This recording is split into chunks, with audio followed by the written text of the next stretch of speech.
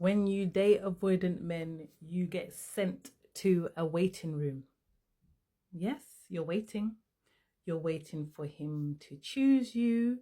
You're waiting for him to go back to being the person he was before. You're waiting for him to make you feel safe so that you can sleep again, so that you can eat properly again, so that you can go back to being the person you were before, so that you can have the life that you think you deserve with him. Waiting, waiting, and waiting. And sometimes it seems like the door's open and it's going to be your turn. Maybe a little bit it comes and then no, you're still there, just waiting. My thing is that once you realize it's a pattern, and you're watching this now, so you know it's a pattern, you're hearing it now, you can do your own research and see that it is a pattern. And actually it might not be conscious, or it might be conscious. Either way, it doesn't change the impact that it's having on you. It doesn't change the impact that it's having on your nervous system. You are waiting for him to make you feel okay again. And he is not the medicine. He's not even the bloody medicine. He's not coming. He's not. You've been conditioned to stay, and that is biological. It's not a weakness. You can be conditioned out of it. Everybody on here is telling you what to do. Everyone on here is telling you what an avoidant eats on Monday, what he does on Tuesday, if he does backstroke when he goes swimming, whether he prefers the pool or the beach. I am telling you how. Decondition. You are conditioned into this. You know, like Pavlov's theory with the dogs, where they conditioned the dogs to get ready for food, and they didn't even need the food by the end of the study. They just were conditioned by the sound of the bells. The same thing is happening to you.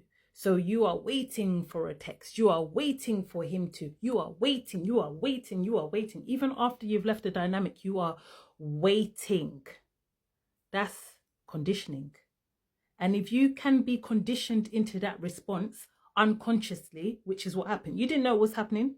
You didn't know that you were signing up for a relationship where you have to go to a waiting room for respect, for reciprocity, for attunement, for consistency, for stability. You've been waiting, but you didn't know it was going to be like that.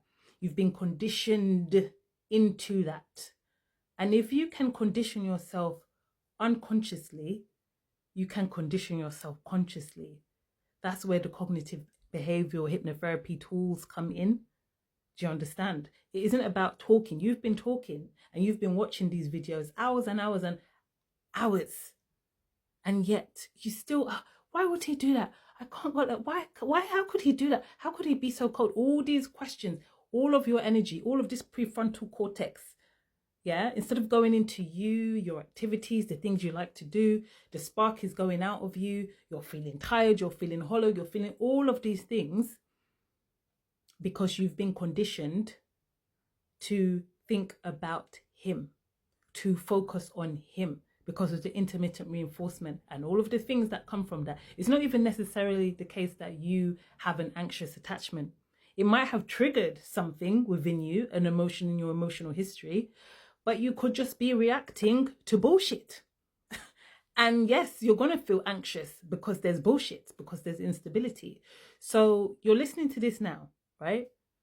You are consciously listening to this now.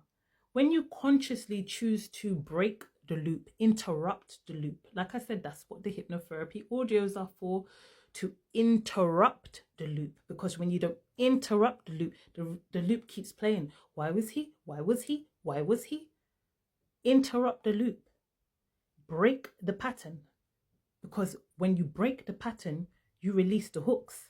The blood can rush back to the prefrontal cortex, back to you, so you can focus on the other things that are in your life. Because think about this.